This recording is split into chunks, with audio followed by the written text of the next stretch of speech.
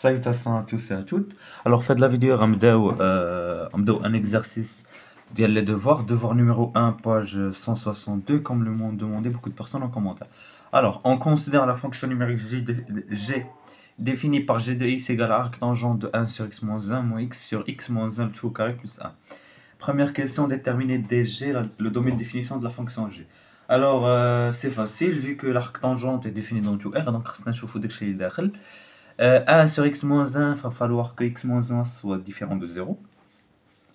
Et pour ce dénominateur-là, c'est toujours différent de 0 vu que c'est un truc au carré plus 1, donc ça s'annule pas. Alors, arc tangent de 1 sur x moins 1, pardon, 1 sur x moins 1, où s'annule x moins 1, bah, ça s'annule en 1. Si tu prends 1, c'est 1 moins 1, c'est 0. Donc le domaine de définition, c'est évident que c'est R privé de 1. L'arc شي حاجة أخرى من غير 1, c'est toujours défini. L'arc 1, c'est plus défini que l'arc tangent. Donc le domaine de définition est évident, c'est R privé de 1. Voilà. Pour la deuxième question, montrer que g' de x est égal à 2x moins 4 sur etc., etc. Donc on va essayer de montrer ça en calculant la dérivée. Alors, va falloir signaler que g est dérivable sur dg. Dérivée g' de x, alors la dérivée d'arc tangent de 1 sur x moins 1. Et il y a 1 sur x moins 1 le tout prime sur 1 plus 1 sur x moins 1 le tout au carré. 1 sur x moins 1 le tout prime, alors c'est moins 1 sur x moins 1 le tout au carré. Donc, c'est moins 1 sur x moins 1 le tout au carré. Je vais simplifier x moins 1 le tout au carré, mais x moins 1 le tout au carré. بالنسبة لهذه اللي بقات لي هنا, la dérivée ديالها هي x prime fois x facteur de x moins 1 au carré plus 1. x prime هي 1, donc غتبقى هي x moins 1 le tout au carré plus 1. Ou la dérivée ديال x moins 1 le tout au carré plus 1 هي 2 x fois x moins 1 à l'absence de moins 1 il y a 1 fois x moins 1 prime il y a 1. Donc au final je prends les 2x x moins 1. Donc voilà, après ce qu'on va faire, donc je vais simplifier x moins 1 au carré avec x moins 1 au carré. Et donc غتبقى ليا donc cette expression. Ce que je vais faire maintenant, c'est que donc je vais multiplier par x moins 1 au carré plus 1 le tout une autre fois. غتبقى ليا الفوق moins x moins 1 le tout au carré moins 1 moins x moins 1 le tout au carré moins 1 مع ضربة الموان plus 2x au carré plus moins 2. Donc finalement غتعطينا si je factorise etc. غتعطينا 2x, si je factorise et simplifie غتعطينا 2x moins 4 sur ce qu'ils, donc c'est ce qu'ils ont directement demandé. Voilà. Pour la troisième question, ils nous ont demandé de dresser le tableau de variation de la fonction g en déterminant ses limites aux bornes de dg. Alors le tableau de variation est ici, donc voilà, il est ici. Alors on a que la fonction est définie sur moins l'infini plus l'infini, pas définie en 1. 2, donc la dérivée s'annule en 0. Bon, il n'y a pas vraiment à ajouter, on peut l'ajouter ici. Regardez ici. Donc à droite de 2, si x est supérieur à 2, vous allez pouvoir remarquer que 2x moins 4 est positif, hein, vu que d'abord f' de x, g' de x, son signe dépend que de 2x moins 4. Donc 2x moins 4, elle s'annule بعد f2, donc c'est pourquoi je l'ai fait annuler f2. Et pour x positif, pour x supérieur à 2, on n'a que 2x moins 4 est supérieur à 0, donc on a positif ou on a négatif. Donc ici, ça décroît.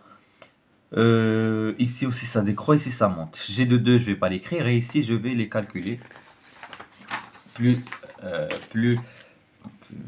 plus en détail ici.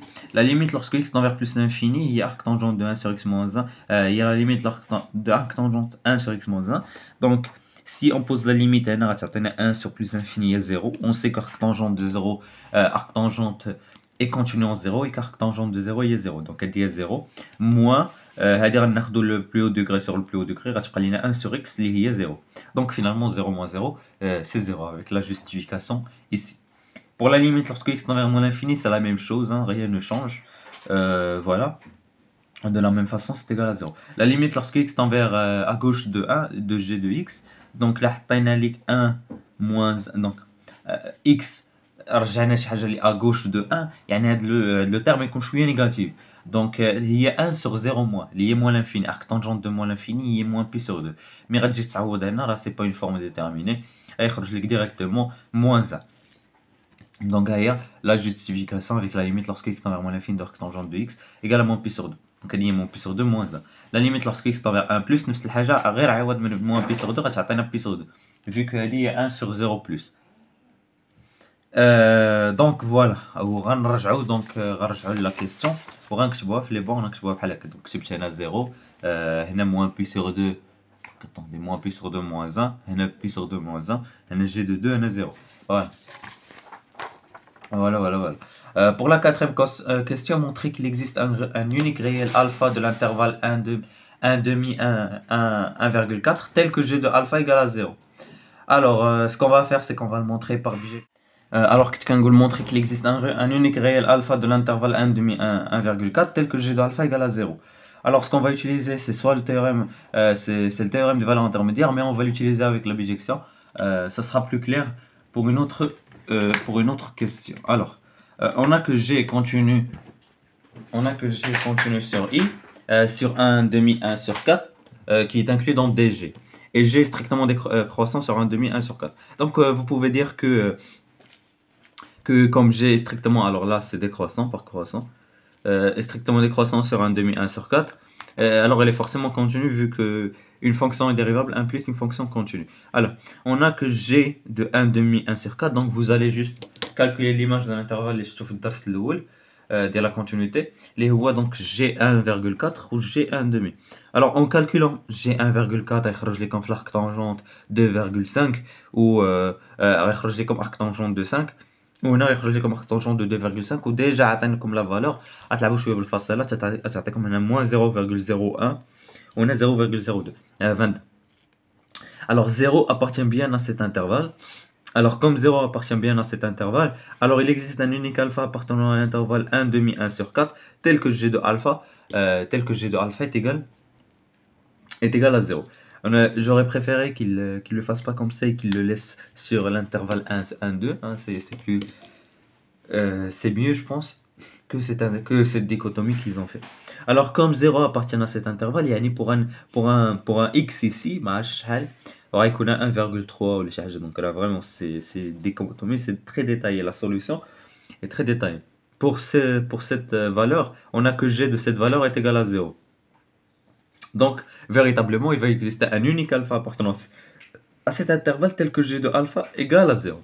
Alors, sur la question numéro 5, on déduire le signe de g de x sur dg. Alors, pour l'expliquer plus clairement, voilà. Donc, vous allez pouvoir remarquer que l'intervalle moins l'infini 1, غادي من 0 لشي حاجة اللي négative. Donc, le g est négatif هنا. Ou dans cet intervalle, غادي يمشي حاجة positive. غادي يمشي حاجه بوزيتيف لشي حاجه اللي نيجاتيف. دونك هادي 100% غتكون نيجاتيف فيو كو هنا كاين زيرو. دونك راه باينه غدوز من واحد الزيرو هنا. راه هنا فين كاين لي سوليسيون 1 شحال عطاونا 1 sur 1,2 1,4 هنا كيدوز واحد الزيرو. دونك في هاد الانترفال اللي هو دونك الفا 1 la fonction g est positive. ولكن من alpha plus infini c'est négatif ou من moins l'infini 1 c'est négatif. Alors comment on va réussir à le démontrer? En fait, c'est facile. Alors vous allez pouvoir dire que sur 2 plus l'infini, vous allez dire que 0 est la valeur maximale de g sur cet intervalle. Alors quel que soit x appartenant à 2 plus l'infini, g de x est inférieur ou égal à 0. Hein. Vous allez pouvoir le remarquer que 0 est la valeur maximale sur cet intervalle. Voilà, alors quel que soit x appartenant à 2 plus l'infini, on a que g de x est inférieur ou égal à 0. On continue. Sur moins l'infini 1, même chose. Sur moins l'infini 1, on a que 0 est la valeur maximale sur cet intervalle. Alors, quel que soit x appartenant à moins l'infini 1, g de x est inférieur ou égal à 0. La valeur maximale de g. G de x est inférieur ou égal à 0. Sur 1, 2, on va pouvoir faire les intervalles. Parce que هنا كاين واحد الالفا اللي غنستعملو. Sur l'intervalle 1, 2, on a que g strictement décroissant sur cet intervalle. Si x est supérieur à 1 est inférieur à alpha, ceci implique que g de x est supérieur à g de alpha. Implique donc que g de x est supérieur à 0, vu que g de alpha est égal à 0. Donc, كيف قلنا قبيله ما بين alpha ou 1 c'est positif. Pi sur 2 moins 1 le 0 هنا. Si alpha est inférieur à x inférieur ou égal à 2, implique que g de x est inférieur à g de alpha qui est égal à 0, alors g de x est négatif. Alors, vous allez donc pouvoir construire un tableau de signes en disant donc que alpha s'annulant alpha, à gauche de alpha, غديروا plus وغديروا 1 privé, genre c'est pas défini, غديروا moins ou plus, ou moins. Voilà.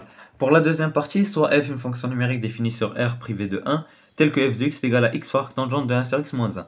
On va calculer 4 limites. On va commencer par la limite que lorsque x tend vers moins l'infini de f de x. On va poser un changement de variable t est égal à 1 sur x moins 1. Quand x tend vers moins l'infini, t va tendre sur 0 moins. غنقلبوا على x est égal à 1 sur t plus 1. Alors la limite lorsque t tend vers 0 moins d'arctangente de t sur t.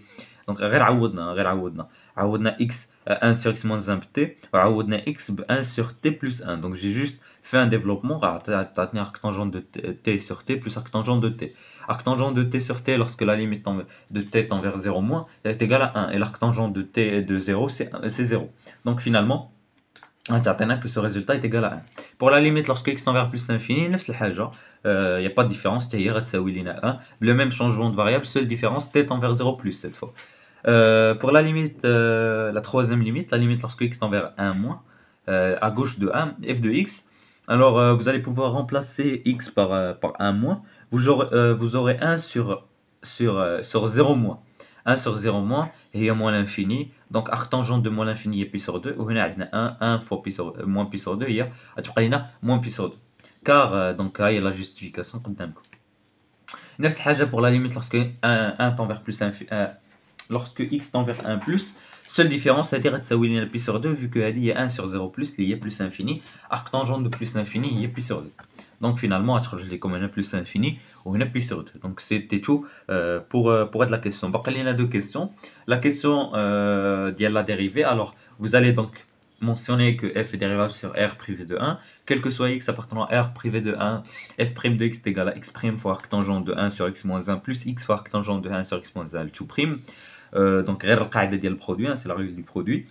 Et la dérivée de x c'est 1, il va nous rester arctangente de 1 sur x moins 1, plus x fois la dérivée d'arctangente de 1 sur x moins 1. Donc, là, on va dériver 1 sur x moins 1, il faut que moins 1 sur x moins 1 au carré.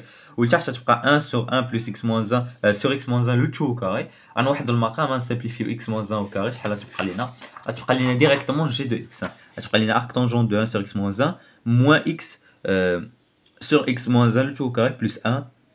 Ou هذه g de x. Alors, c'est la question numéro 3 اللي ما كتبتهاش. Alors maintenant le tableau de variation de f sans calculer la valeur de f de alpha. Alors f' de x قلنا هو g de x. Alors ce que je vais faire c'est que je vais utiliser la question numéro في الpartie 1 numéro 5. هو الtableau de signe ديالي قلت ما بين alpha و 1 la fonction g est positive, la fonction g هي f' est positive, mais bin alpha ou plus l'infini c'est négatif, mais bin moins l'infini ou 1 c'est négatif.